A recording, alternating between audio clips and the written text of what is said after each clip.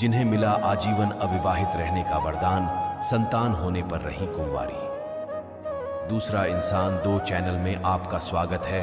कहने को तो द्रौपदी 5 पांडवों की पत्नी और 5 पुत्रों की थी, लेकिन इसके बावजूद द्रौपदी सदा कुमारी कहलाई। दरअसल जब द्रौपदी का चीरहरण हो रहा था, जब श्री कृष्ण ने उसकी लाज बचाई थी, कहा जाता है कि भगवान श्री कृष्ण ने ही द्रौपदी को सदा कुमारी बने रहने का वरदान दिया था। हिंदू धर्म में देवियों से कई कथा कहानियां, मान्यताएं और परंपराएं जुड़ी हैं। कभी मां दुर्गा के रूप में राक्षसों का संहार, कभी सीता बनकर अग्नि परीक्षा। देवी सावित्री, जिसकी शक्ति के सामने तो स्वयं यमराज को भी घुटने टेकने पड़ गए, तो कुछ ऐसी भी देवियां हुईं जिसके पतिव्रता की मिसाल आज भी दी जाती है।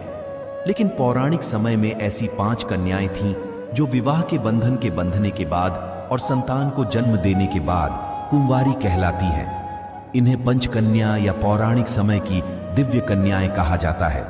जानते हैं इन पंचकन्याओं के रहस्य के बारे में।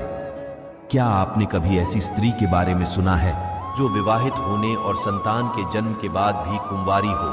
लेकिन पौराणिक काल में ऐसी दिव्य कन्याएं थीं जो आजीवन कुंवारी कन्या के समान मानी गई। पौराणिक काल की वो 5 दिव्य कन्याएं जिन्हें मिला आजीवन अविवाहित रहने का वरदान, संतान होने पर रही कुमारी। कभी मां दुर्गा के रूप में राक्षसों का संहार, कभी सीता बनकर अग्नि परीक्षा। देवी सावित्री, जिसकी शक्ति के सामने तो स्वयं यमराज को भी घुटने टेकने पड़ गए, तो कुछ ऐसी भी देवियां हुईं जिसके पतिव्रता की मिसाल आज भी दी।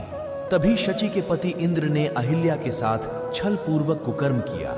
जब इस बात का पता आर्षि गौतम को चला, तो उन्होंने इंद्र और अहिल्या दोनों को श्राप दे दिया। देवी अहिल्या ने आर्षि गौतम से क्षमा याचना भी की और कहा कि इसमें उसका कोई दोष नहीं है। लेकिन गौतम आर्षि नहीं माने और अहिल्या को श्राप दिया कि तुम शिला बनकर निवास करोगी।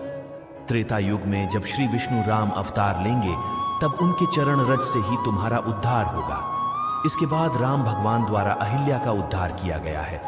शास्त्रों के अनुसार द्रौपदी का जन्म यज्ञ से हुआ था। द्रौपदी सुंदर, धीरजवान और पवित्र महिला थी।